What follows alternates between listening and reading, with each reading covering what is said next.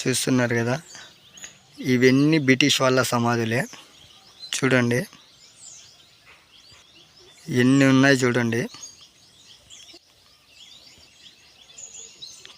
చూడండి వీళ్ళకందరికీ రాజు ఒకరున్నారు, ఆయన సమాధి కానీ చూపిస్తాను నేను. ఈ సమాధుల్లో మెయిన్ సమాధి ఒకటి ఉంది.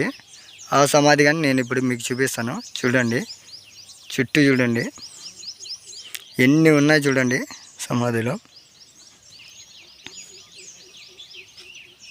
ఈ సమాధులన్నీ బ్రిటిష్ వాళ్ళ సమాధులు. గుత్తికోట పైన 101 బావి ఉంది. ఆ బావి కానీ చూపిస్తాను నేను. చూడండి అన్ని బ్రిటిష్ వాళ్ళ సమాధులే. ఇవన్నీ ఎంత బాగా కట్టినారు చూడండి. అప్పట్లో ఇవి రాజుల కాలం నాటివి మొత్తము సమాధులు. చూడండి ఫ్రెండ్స్, చూస్తున్నారు కదా, గుత్తికోట ఇది అన్నమాట. గుత్తికోట గురించి వీరబ్రహ్మేంద్ర స్వామి గాని చెప్పినారు కాలజ్ఞానంలో. చుట్టుపక్కల అంతా కొండలే ఉన్నాయి.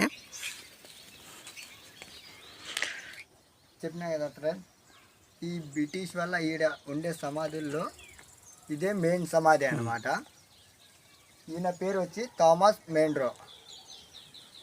చూడండి ఇది ఎక్కడో కాదు, మన గుత్తికోటలోనే.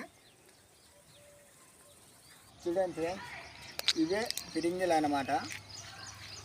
ఇది ఇప్పటివి కాదు, రాజుల కాలం నాటివి. కానీ ఇవి చక్రాలు మాత్రం ఈ మధ్యనే తయారు చేసినారు వీళ్ళు. దీని జత ఇంకోటి కానీ ఉంది, ఫిరంగి చూపిస్తాను. Okay friends, by.